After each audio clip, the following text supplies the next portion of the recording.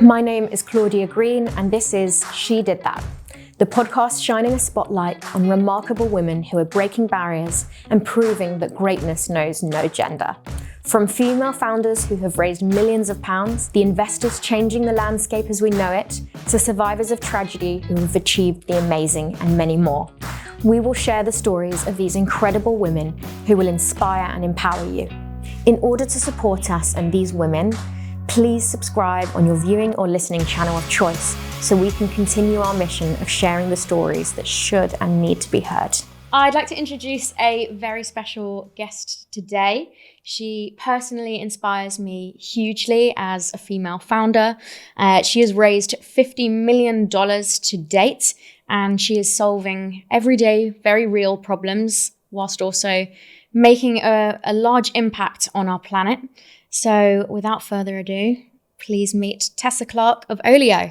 Thank you for having me. Thank you so much for being here. It's so wonderful to have someone who has sort of set the stage for a lot of other female founders to succeed, particularly in this landscape. So I guess I just wanted to kick off really by delving a bit into your early life, because I feel like early life really does impact later life, and sort of how your upbringing has impacted who Tessa is today. Yeah, you're absolutely right. It's something that I've been reflecting on quite a lot recently. I hadn't thought about it at all until, as I say, a couple of years ago. So I grew up on a farm in North Yorkshire, and along with my two younger brothers, we were the family workforce. And whilst many of my friends, they were out shopping or watching movies, watching TV, having play dates. Instead, myself and my two brothers were being put to work by my parents. They had no qualms whatsoever with the concept of child labour. So we were put to work from dawn till dusk. Wow. On the family farm. And through that upbringing, I actually, even though sort of at the time, I was almost a little bit embarrassed by it because I didn't know anyone else who lived on a farm. All my friends lived in towns and cities. But retrospectively, I've realised that it actually equipped me really, really well for an entrepreneurial life, because when you're living and working on a farm, the only thing that's guaranteed is that several things are going to go wrong every single day. You can't control the animals, you can't control the weather, the machinery breaks down the whole time. And so as a result of that, I really grew up with a really strong ability to be problem solving, constantly be problem solving. And when something goes wrong, it generally takes me 1, maybe 2 seconds to deal with my disappointment, and then very, very quickly flip into that problem solving mode. And I think the other thing that living and working on a farm does that sets you up very well for a life in entrepreneurship is it forces you to think really creatively and resourcefully. So you haven't got all the things that you need at your disposal necessarily to be able to easily solve this problem. So you've got to think very creatively and laterally about, how can I block up this hole in the fence with the materials that I've got around here to stop these cows from escaping? And it's the same when you're trying to set up your business. You don't have everything you need. You've got to think laterally, think creatively. I think the other thing a childhood on a farm does is it teaches you the value of hard work. Resilience. These are both things that you need in spades to be an entrepreneur. And then the final thing, it really gave me some perspective around how sort of humanity and nature need to be together to sort of to coexist. And really, I grew up with such a strong appreciation of the power of nature, the climate, the environment. And that's why I'm so passionate about what I'm doing today with Olio. That must have been very character building for you. Character building is a phrase that was ringing in my ears throughout my childhood. Everything was billed to us as character building. The other phrase that we grew up with ringing in our ears was waste not, want not. Which I've heard that one a lot as well. Yeah, as you can see, we're definitely sort of living and embodying that at Olio. So yeah. Yeah. Okay. So instead of Saturday nights at the disco, you were milking cows. Yeah, and that was, in sort of -5 degrees, and that was character building. I bet. Okay. And I think one key thing to mention is that there aren't realistically a huge amount of female entrepreneurs to aspire to. I mean, obviously you've got your massive female entrepreneurs who, you know, have made hundreds and hundreds of millions of pounds. You've got your Oprah Winfrey, Beyonce, but, you know, real life female aspiring figures. is there anyone that kind of inspired you? And that can be people within your personal life and your family, but also business women whose journeys you followed that you kind of thought, do you know what, I might be able to do this. So you are absolutely spot on. There has been a complete and utter dearth of relatable, accessible female role models. Whenever I think of women in tech, for the longest time, all you could think of was Sheryl Sandberg and Marissa Mayer, and you sort of ran out fairly quickly after that. And I think that's a really big part of the reason why I didn't become an entrepreneur earlier. I look back because I spent 2 years of my life living in California at Stanford Business School. So I was in the heart of Silicon Valley. And I've explained some of the traits that I've got that are classic sort of entrepreneurial traits. And yet at no point in time did it occur to me that I could be an entrepreneur, that entrepreneurship could be for someone like me. And that's because I didn't see or hear any female voices. A typical entrepreneur, the stereotype is a young guy who's dropped out from university, wearing a hoodie, eating ramen noodles, American, none of the above is myself. And I actually really regret that now. I can't believe that I was based in the heart of Silicon Valley and I didn't take any entrepreneurship classes, for example. I didn't make the most of it. So I can definitely have experienced that lack of present women to kind of inspire us all. But my response to that really is to take inspiration from pretty much every single human being I meet. So I've never really had a mentor as such, but every conversation I have with everybody, I feel like I can learn something from them. And perhaps some of the greatest lessons I've learned from other women specifically have been from peers or even my direct reports. So one of my greatest sort of peer mentors was or is a lady called Natasha. And I was fairly young in my career. I was definitely sort of trying to overcompensate, I guess, in terms of the commerciality and the strategic approach that I was applying to business. And I hadn't really yet developed that EQ side of things. And Natasha really helped to show me what excellent leadership from an EQ perspective looked like. And another piece of really powerful feedback that I received, actually from a female direct report of mine fairly early on in my career, was she said to me, Tessa, everybody likes you a lot more when you're just yourself. You allow yourself to be yourself. And I really reflected on that. And I realized that I just spent so long in the workplace putting on a mask because I felt that I had to do that in this very male-dominated environment. And the more I shed that mask, the more I allow myself to become who I really am, actually, the more powerful and impactful it can be. Do you feel like you've been able to shed that mask partly because the working world has changed slightly? Because I know from myself, if I look back 10 years ago, I very much did the same. I worked in a male-dominated environment and I felt like I really had to fit in. And I don't know if even now, if I went back to that time, I don't know if I could have ever authentically been myself amongst those kind of people. Do you think that, you can partly attribute you being able to be more yourself because we are a changing world and society? I think that's a good question. I was talking to my stepdaughter just the other day about this. She's a young woman in her early 30s and she's just encountering the glass ceiling for the first time because and we were talking, and I was talking about my early career and I definitely had to put on a significant mask. And for the longest time, I thought that the mask that I was putting on was because I was young. And actually, retrospectively, I realized the mask that I was putting on was because I was female, not because I was young. And it was very recently, only about 6 or 7 years ago, I went to my first ever event. It was a room full of 150 women, a panel that was all female. So it was a very shocking experience to go into that environment. If I'd gone into a room of 150 men, I'm used to that. And that hour whizzed by. I felt engaged, I felt energized, I felt alive. I didn't have any qualms whatsoever putting my hand up, getting involved in the conversation. And afterwards, I reflected on that and it just hit me stone cold that this is how men feel all the time.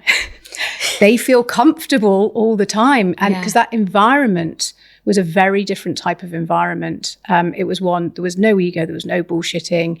It was very supportive. It was just very practical, common sense. And it just felt very collaborative, friendly and warm. And that was something that certainly, and particularly the types of environments that I had worked in. So in consulting, for example, and in finance. Okay, very male-heavy industries. Yes. Did you find that when you were putting on this mask, you almost, this is the case for me, I was almost patting myself on the back for being able to fit into their world? 100%. So because I grew up on the farm, I didn't know what I wanted to do when I grew up. And so I did what society said was successful. So I went off to Oxbridge. I then went and worked in consulting. And I felt like I was playing the game that society was telling me I needed to play. Yeah. You almost sort of congratulate yourself when you managed to pull it off and fit in. But now you look back and you think, at what cost? At what cost, exactly. So I want to talk a little bit more about Olio. Yes. The mission is obviously unbelievably impactful, both for, very real everyday problems, but also for, generations to come and for our planet. So can you talk me through kind of where the idea came from and how it's turned out versus how you planned for it to go? Well, the honest answer is I didn't plan for it. So the idea for Olio came through a really seemingly inconsequential moment in my life. So it was 8 years ago now. With my family, we were living and working in Switzerland. And we were moving back to the UK. And on moving day, the removal men told me that I had to throw away all of our uneaten food. Now, obviously, the inner farmer's daughter in me said, absolutely no way. I am not prepared to put perfectly good food in the bin. That's not on. And so I instead bundled up my newborn baby at the time, Charlie, who's 8, who is with me now, and Archie, who was a toddler at the time, who is now 10, also with me.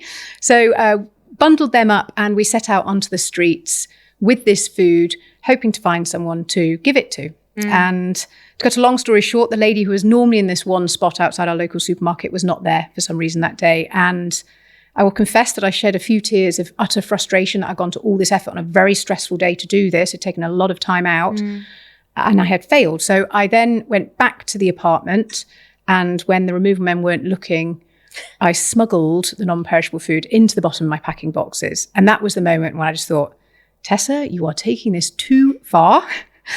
And given that I had worked in the digital world for over a decade at that point in time, I knew there was an app for absolutely everything. I couldn't believe there wasn't a simple app where I could advertise my food and anyone who lived nearby could request it and pop round and pick it up. So that was very much the light bulb moment for Olio. I certainly didn't have any grand visions at that point in time. But what I did do was I told my now co-founder, Sasha, about this idea of a neighbour-to-neighbour food sharing app. She is the daughter of hippies from the Midwest in the US. She immediately got excited about this idea.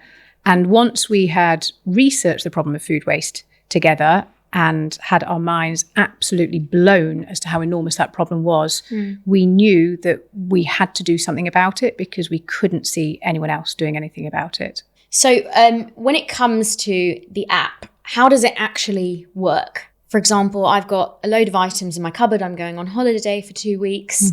How do I get it from A to B? Excellent question. So you simply snap a photo of your spare food or any household item that you might have that you don't want, and you add it to the app. People living nearby get an alert letting them know that something new has been added near them. They can then browse the listings, request what they want, and pop round and pick it up. So it takes less than 10 seconds to add something to the Olio app. The typical food listing is requested in less than 20 minutes, and a typical household item is requested in less than 2 hours. And when you give something away, you not only feel pretty awesome yourself, you are having a really significant impact, not only on the planet, but also on the person that's getting to pick up that item and use it and enjoy it. Yeah, so I've used the Olio app before because I had some furniture. Initially, I had the wrong intentions. I didn't want to pay for the removal men to have to That's move fair them. enough, yeah. So I used the Olio app, and this young mother came round. She was a single mum of 2. She'd requested, I think I just put a wardrobe on there, and she came round and she said, "Oh, you know, I'm just trying to build a home for Oh, you're going to make me my cry children." now. I was pretty tearful. We had a cup of tea. I invited her in. We ended up lovely. together for an hour, which you just don't expect. I thought, I'm just going to invite her in. She's going to take my wardrobe, and that's going to be it. And actually, when we got chatting, she said, "I just really want to make, you know, my daughter's bedroom special. I can't afford to go and buy new things, but she deserves a really beautiful space to live in." And obviously I saw this wardrobe, and, you know, it was shabby chic and like silver painted. And actually I hadn't put it on the app, but I had the matching bedside drawer, I had a mirror, and I had a chest of drawers. Oh my goodness. And I said, "You know what, you can you can take all of it." And she started crying. I bet she did. Because she said, "Oh my gosh, my daughter is going to go absolutely mad when she gets home from school. She's going to see this shabby chic furniture." And obviously I felt so amazing after that. So what was initially just a logistical problem for me, I actually realized it's very real. People can't afford to furnish their bedrooms, their children's bedrooms, or they can't feed their children. It's incredibly powerful, especially right now, because we do have the cost of living crisis. So if we take food, for example, we have UK households are throwing away £14 billion sterling of perfectly good food every year that could have been eaten. And yet alongside that, we have over 8 million people who are living in food poverty, who don't know where their next meal is going to come from. And similarly with household items as well, we have people who are drowning in stuff and clutter, and we have other people who are really, really struggling to get by. And the beauty of Olio is actually our mission is to solve the problem of waste. So that's what we're really, really focused on. And it doesn't matter who picks up your item. They could be an investment banker, or they could be a mum struggling to get by. And that's the beauty of it. There's no stigma. It's just about community. It's about common sense. It's about sustainable, modern, everyday living. And the environmental impact is phenomenal. But the social impact, as you say, is just as powerful. So we've done some research, and 40% of our community say that they have made friends through the Olio app. 66% of our community say that sharing has improved their mental health. And 3/4 of our community say that sharing has improved their financial well-being as well. And that is then alongside the environmental impact that we have had. So we've had well over 100 million portions of food shared via the app, 9 million household items. And that is equivalent to taking over 450 million car miles off the road in terms of emissions. And we've also saved over 17 billion litres of water, because food production in particular is incredibly water intensive. So it's a real win-win for the person who's giving the item away, the person who's picking the item up, the sense of community, and the planet. I think you brought up a really valid point there, going back to where you said, you know, it removes the stigma. I volunteered for a charity before where you pretty much, you get sort of food items. I mean, it's a small Jewish charity, and they're amazing. And you pick up these food items and you drop them at people's homes. And we were always told it's basically like knockdown ginger. Put the bags of shopping outside, ring the doorbell, drive off, because it's embarrassing for them. And if they're in your community, they might not necessarily want people to know because you can't always tell by somebody's house. You can't, or you know, you don't know what's happening behind closed doors. You have no idea. There was one story where a man had just lost his job, and they, you know, they lived in a nice house, but they were really, really, really struggling. And I think the powerful thing about Olio is that it really does remove that stigma, because it doesn't matter if you're struggling, not struggling. Absolutely. You're just a person who does not believe in waste. And you believe in community. I mean, it's like my grandmother. She used to freeze the sauce from our food, and she'd take it out the freezer, and you'd literally just see like a tiny bit of tomato sauce. She was like, you can put that on your grandmother pasta. Sounds a lot like me. Yeah, very, very like conscious. And I think that's also from people who come from backgrounds where, you know, my grandfather, they had nothing and practically going through the bins for food as, you know, children of immigrants. But I think the stigma thing is really important, because nobody should feel ashamed about Because anyone who is suffering and struggling right now is more often than not someone who is suffering as a result of a pretty structurally broken system and society that we live in right now. And that's what I love about the community sense of Olio. It's about community, not charity. And everyone in our community really understands that. And what is also lovely is we do see a lot of people who do use Olio. They first come to Olio when they're having a tough time, but then things pick up for them and they then go on to be giving away items themselves. So it's just this wonderful sort of, complete circle Paying it that forward. happens. Paying it forward. Yeah, exactly. I love that. Okay, now on to some scary facts. Yes. How big is this problem? How is it going to impact the planet? And I think for most people, they're worried about how is this going to affect future generations? Mm-hmm. So it is no exaggeration to say that the problem of food waste, but also waste in our homes more broadly, is one of the largest problems facing humanity today. If we look at food specifically, globally, 1/3 of all the food we produce each year gets thrown away. Wow. And that's worth over $1 trillion. Alongside that, we have 800 million people who go to bed hungry every night, who could be fed on less than a quarter of the food that we waste in the Western world. And as if all that weren't bad enough, the environmental impact of food waste is absolutely devastating. So if it were to be a country, food waste would be the 3rd largest source of greenhouse gas emissions after the USA and China. And food waste alone is responsible for 10% of global greenhouse gas emissions. That's larger than the whole entire fashion industry. It's 4 or 5 times larger than the aviation industry. But what is exciting about the food waste problem is a couple of things. So first of all, in a country such as the UK, half of all food waste takes place in the home. So that means that we can actually be half of the solution to this enormous problem. And the other thing that's really exciting about the food waste problem is the fact that we only have 7 years left to take meaningful action to solve the climate crisis. And we can solve the problem of food waste in the handful of years that we have remaining. And it is very unique in that respect because the energy transition, for example, and all the other transitions we need to do are multi-decade transitions, whereas solving the food waste problem is something we can all get involved in and we can all get going immediately. So that's the food waste problem. And then if we look at sort of waste more broadly, households globally are throwing out 2 billion tons of waste every single year. Collectively, we are consuming the planet's resources as if we have 1.75 planets, which clearly we do not. No. And we really, really have to get our heads around this very, very quickly because actually just our endless consumption is at the root cause of the climate crisis. And that sort of model of consumption is not only driving carbon emissions, but it is also resulting in the biodiversity loss, the resource depletion problems that we've got. Again, this is something that we can all do something about because 65% of greenhouse gas emissions are as a direct result of household consumption. Yeah. So that's you and that's me. So we can be empowered in this.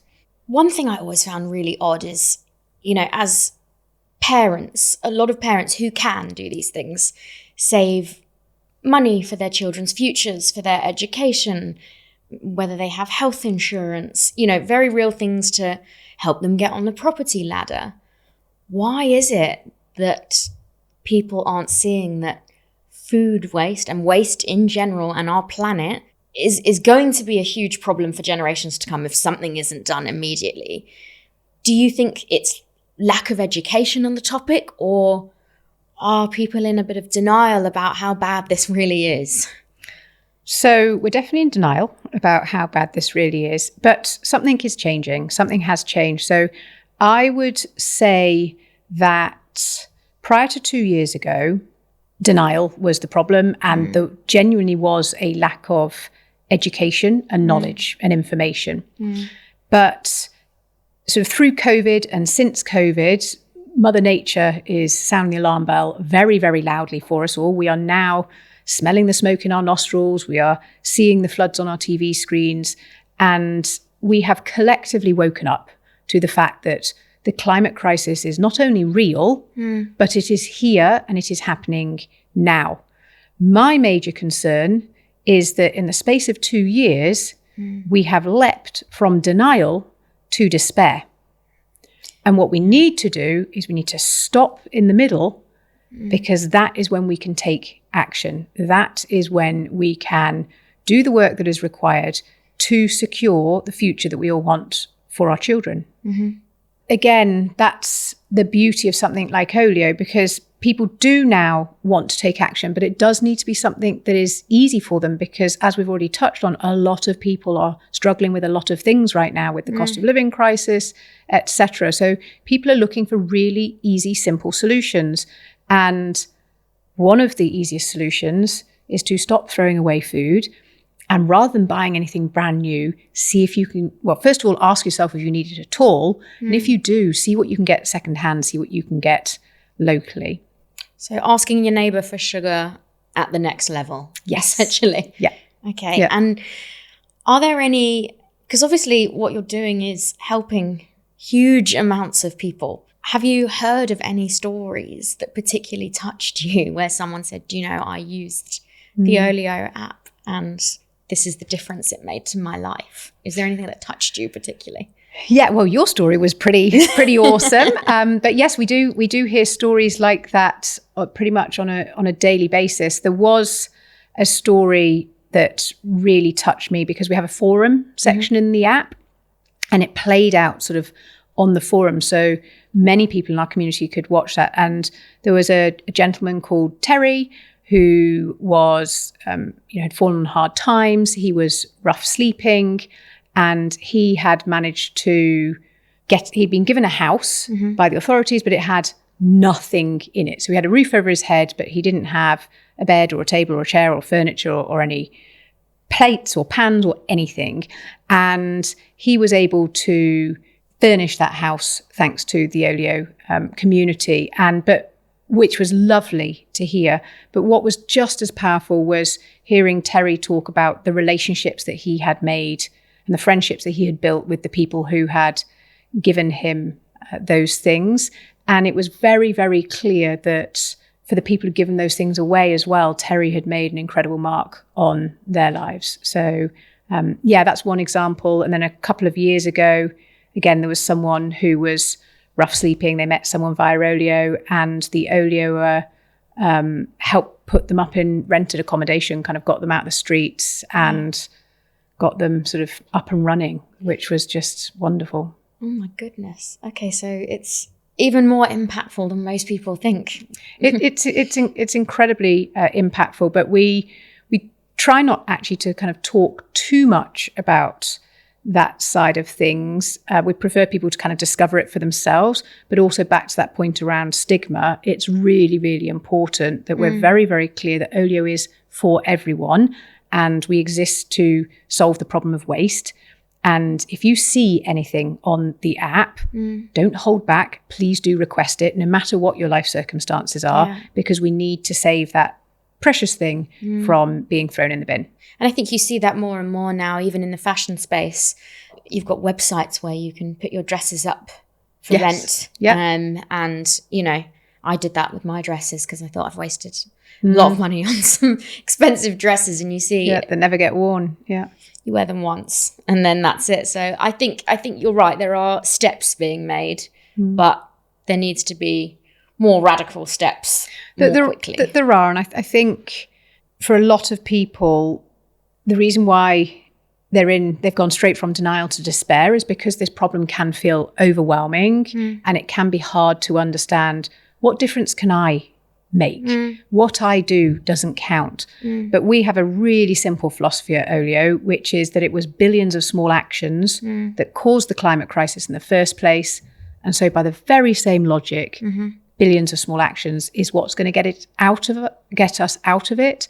And we don't need to wait for governments or businesses. We can't afford to wait for governments or businesses. We need to start taking collective action. And what is collective action other than hundreds, then thousands, then millions of individual actions? Yeah. going back to the part about entrepreneurial life, I think people often see the best bits. Well, even when I was researching the LinkedIn posts, the LinkedIn posts, the awards, the interviews, there's a lot of glitz and glamour about it. Even as a founder myself, sometimes I bump into people at parties. You're bawling, they say. And I don't think you have a grasp of my life. No, I saw you in Paris. And I thought, no, I worked for 3 days with no sleep in Paris, popped out for dinner and put a picture on Instagram briefly, but it was a terrible 3 days. So I think it's brilliant to show that example to other women, and it gives them something to aspire to. But I also think it is just as important to share the struggles and the things that haven't gone right as well. I know myself as a female founder, when I started struggling as sort of a lone female founder, I thought, I bet no one else has these problems. Maybe it's just me. Maybe I've made a terrible mistake. But I think we know that's not the truth. Every entrepreneur has made several mistakes. Are there any things you can particularly highlight that have been a struggle, maybe not gone to plan, or key moments in your business journey where you thought, can we do this? Or can I personally do this? Well, I mean, I'd say the whole thing is a struggle from start to finish. And it's a series of marathons, not a sprint. And you're absolutely correct. Whilst to everyone else, it looks like all the glitz and the glamour and the success and the impact, internally, that feels like about 1%. And the struggle is the 99%.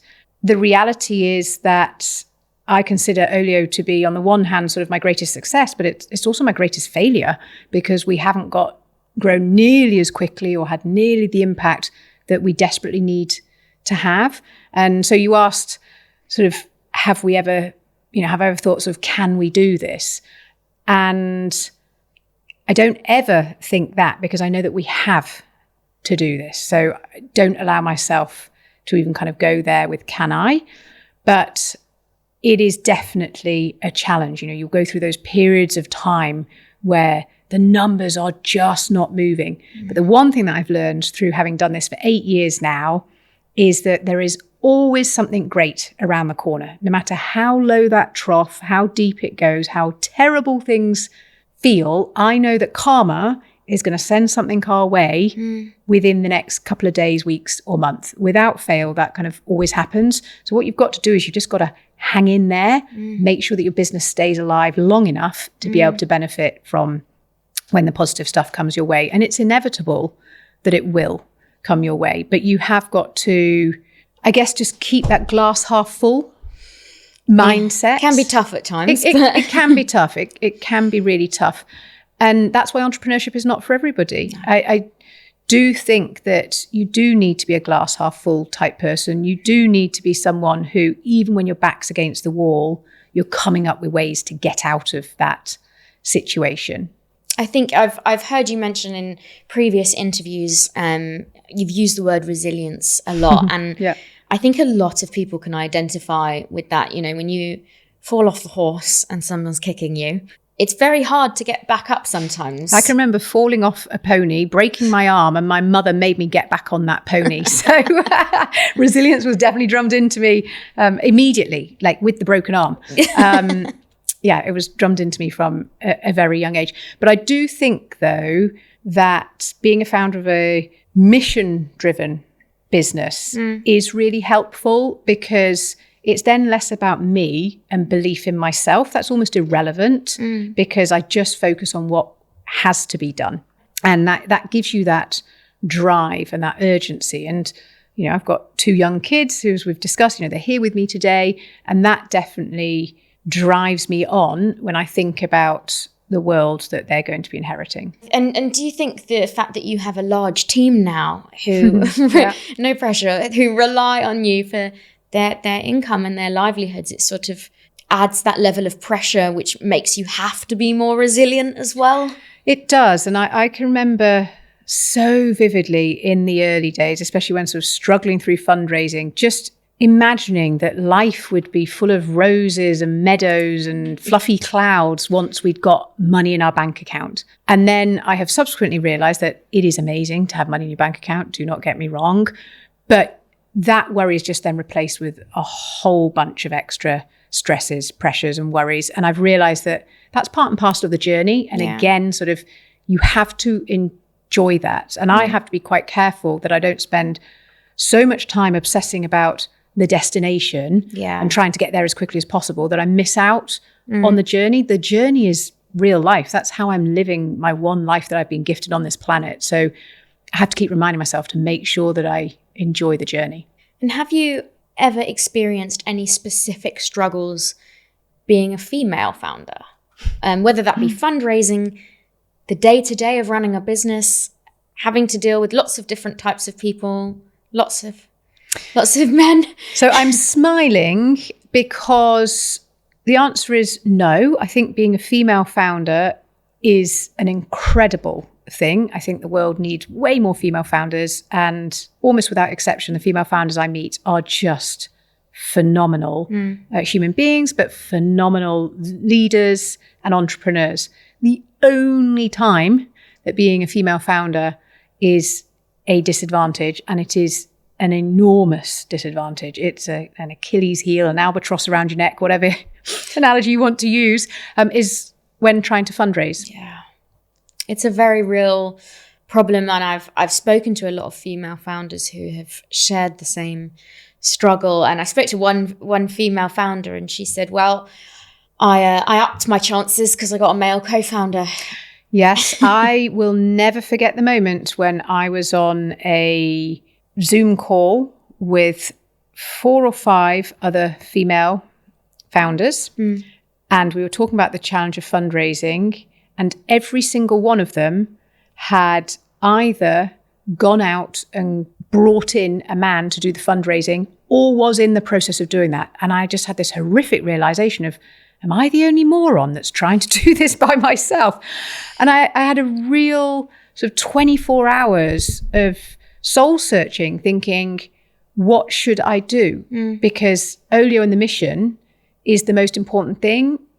Will we be more successful if we bring in a male co-founder to join Sasha and myself? But I just couldn't bring myself to do that. And I just thought, no, we'll die trying. Yeah. Do you see that improving at all? I see some small movements of improvement. Well, so let's start off with the reality. So the data is not budging at all. The percentage of funding that goes to female founders has remained stubbornly low at 1 to 2 percentage points. 85% goes to male-founded businesses, and the delta goes to mixed teams.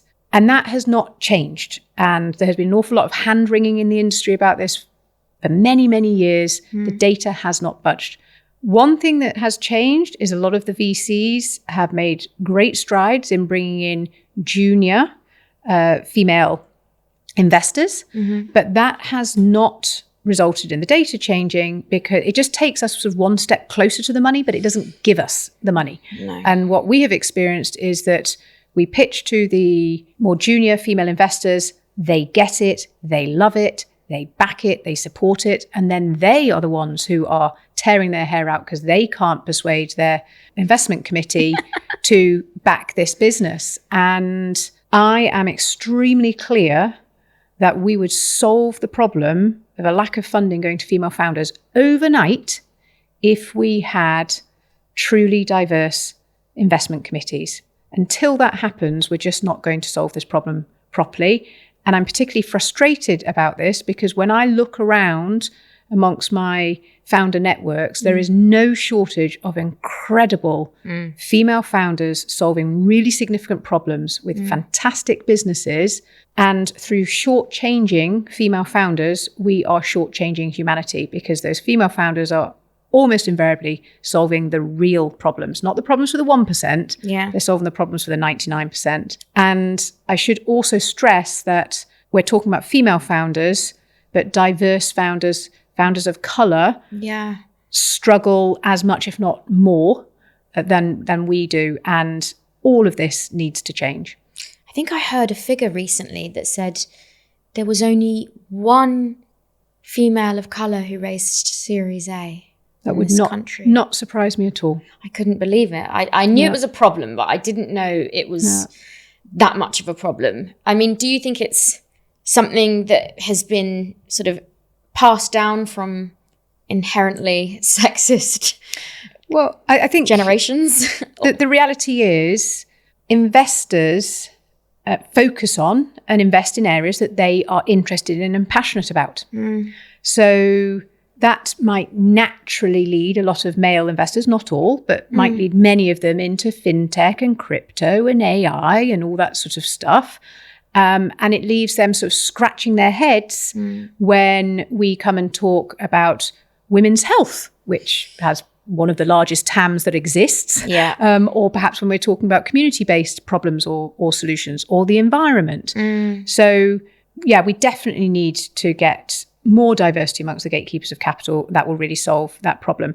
But I don't want to kind of stop the conversation there, because that's not particularly helpful to any female or diverse founders that are listening to this. So, what can you do about this until those investment committees become truly representative? Well, there's a couple of things. So the first thing I recommend is to watch an incredible TED Talk by a lady called Dana Kanzi, who explains why it is that female founders don't get the capital. And it's generally because during the pitching process, female founders are asked what are referred to as prevention questions. So this is all about the downside. What happens if Google or Facebook come and compete with you?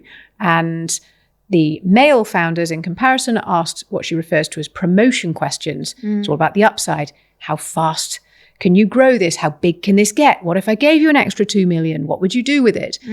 And the answer to that is to make sure that you kind of flip it on its head and you respond to any prevention questions with a promotion response.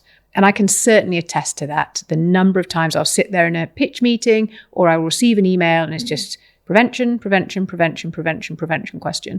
The other thing to bear in mind is to recognize that those biases against you, both unconscious and also conscious, do exist.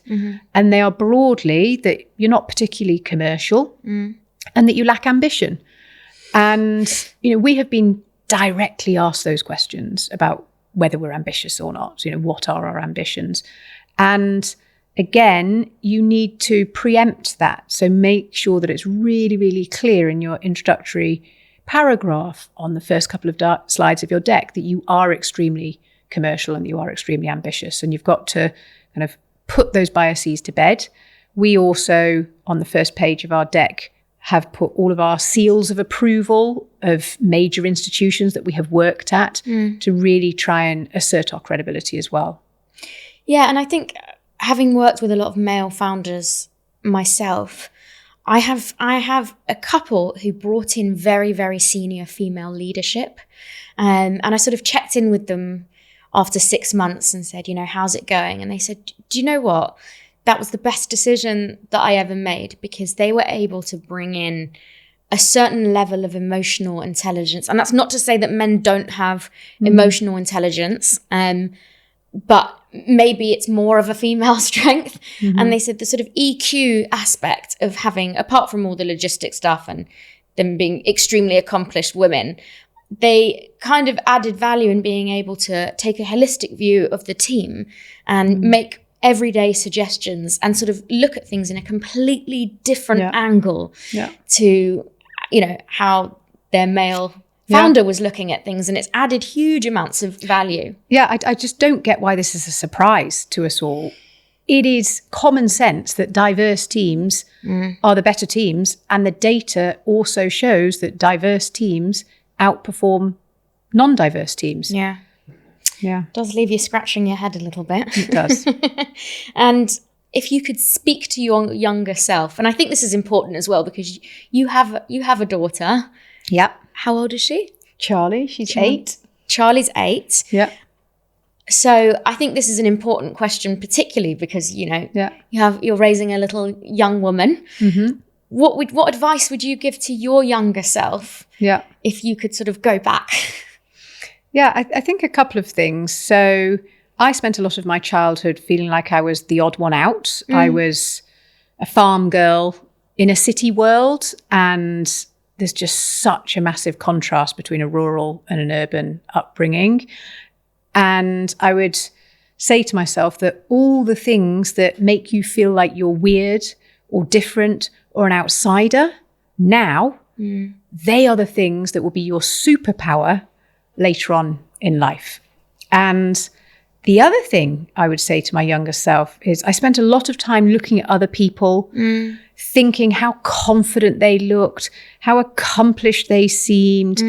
And it's been a real shock to me to discover that actually even the cool girls had all sorts of issues going on. And I think even today, you'll go to a networking event, you'll walk into a busy room and it can be a bit overwhelming. You feel like, oh gosh, look at everybody else. They look so at ease networking here, talking to other people. And yet actually, most people are feeling quite uncomfortable doing that. And that was quite a revelation to me to realize that we're all kind of struggling with this sort of stuff. Yeah, no, that's very true. Well, I'm sure you're a very inspirational figure for your daughter to have a mum You'll mum have to like ask you. her, I'm not sure. What do you think, Charlie? Yes, definitely. Okay. And I think, the premise of this podcast, She Did That, is celebrating female achievements in lots of different ways. But it's also to share struggles and to really empower people. I'm sure there are so many people who hopefully are listening to this, if we've done something right, and either have a business idea or don't have any idea at all yet, but are thinking, oh, I really would have liked to do that, but I don't think I have the capability. What is your message to someone who is umming and ahhing about entrepreneurship? So quite a few thoughts to share on that. So the first one is you've only got one life. There is nothing worse than regret. So just do it. But then let's kind of break that down a little bit. What do I mean by just do it? The first thing I'd really recommend is that a lot of people who think they want to do something entrepreneurial, they'll often come up with an idea. I've got this idea. And then they might or might not tell people about this idea. And I'd really, really strongly encourage you to forget about your idea and to instead really focus on the problem that you are trying to solve. Because what is almost certainly the case is that your idea will not work. So you need to really, really drill down on the problem that you want to solve, get a really deep understanding of the people for whom you're solving that problem, and then you work with them to test and iterate to figure out what the right solution or the right idea is that will solve that problem. So Olio today is nothing like the Olio that we first envisioned. And it's really important not to be wed to your idea. The second thing that I would say is that it can feel, a lot of people can get very paralyzed. They just don't know where to start. And it feels like such a big thing to do, to sort of set up your own business.